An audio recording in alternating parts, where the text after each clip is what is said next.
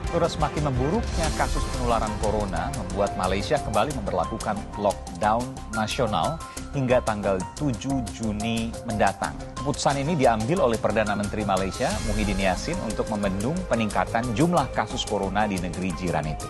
Pemerintah Singapura mengumumkan akan menerapkan pembatasan ketat kegiatan sosial dan publik atau lockdown bagi warganya.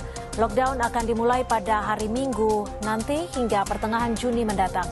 Kebijakan ini diambil pemerintah Singapura karena terjadi penyebaran lokal COVID-19, termasuk dari mutasi corona baru dalam beberapa pekan terakhir. Singapura lockdown, Malaysia lockdown, kenapa Indonesia masih santai-santai saja? Sebenarnya kalau dibilang lockdown, ini bukan lockdown, tetapi peraturannya ketat sekali dan tidak menutup kemungkinan lockdown ini akan dilakukan di Singapura. Pemerintah Singapura mengumumkan pembatasan paling ketat tahun ini efektif mulai Minggu 16 Mei 2021. Pertemuan dibatasi hanya 2 orang saja. Dari yang sebelumnya 8 orang dan minggu lalu menjadi 5 orang dan sekarang hanya 2 orang. Makan di restoran, food court, hawker juga dilarang sama sekali. Hanya take away dan delivery. Singapura mengkonfirmasi 24 kasus penularan lokal dalam 24 jam dan ini dilaporkan pada hari Jumat 14 Mei. Inilah yang tertinggi sejak pertengahan September 2020. 13 orang berhubungan dengan Changi Cluster. Pada saat ini ada 59 kasus yang berhubungan dengan Changi Cluster. 4 dinyatakan unlinked atau tidak berhubungan. Sesungguhnya kondisi di Singapura masih sangat aman. Tapi kenapa dilakukan pembatasan yang ketat seperti ini untuk meresponi 24 kasus per hari yang dalam ukuran Indonesia sangat kecil? Karena pemerintah Singapura mempertimbangkan segala hal, termasuk pengalaman yang terjadi di India.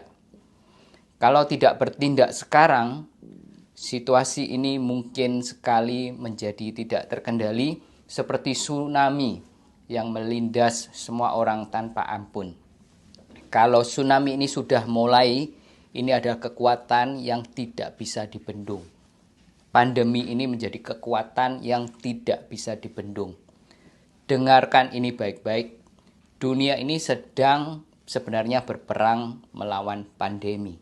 Penyerangan dia karena menghitung itu ancamannya akan ke dia. Memang negara normal harus begitu, ancamannya jauh sudah harus jaga dari sini. Kita kan depan mata aja masih anteng-anteng.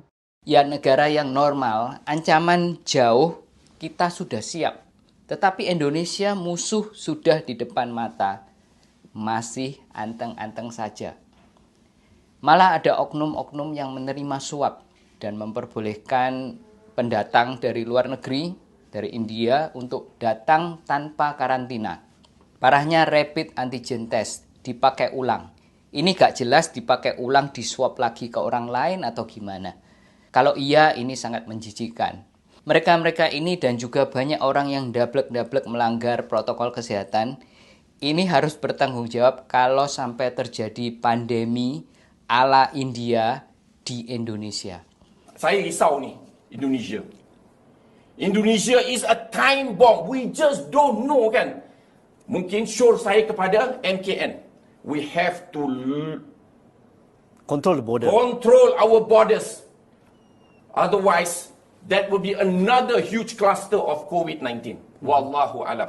Oke, dalam situasi perang, hal yang paling aman yang bisa kita lakukan adalah mematuhi perintah dari pemimpin.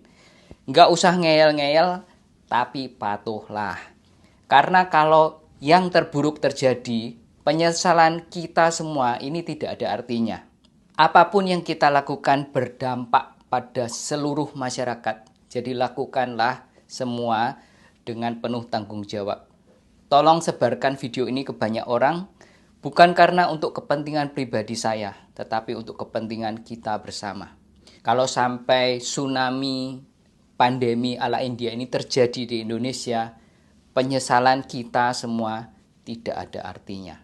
Yang menjadi korban adalah bangsa dan negara, masyarakat, mungkin keluargamu, mungkin orang yang kau cintai, ayah, ibumu, atau anak-anakmu.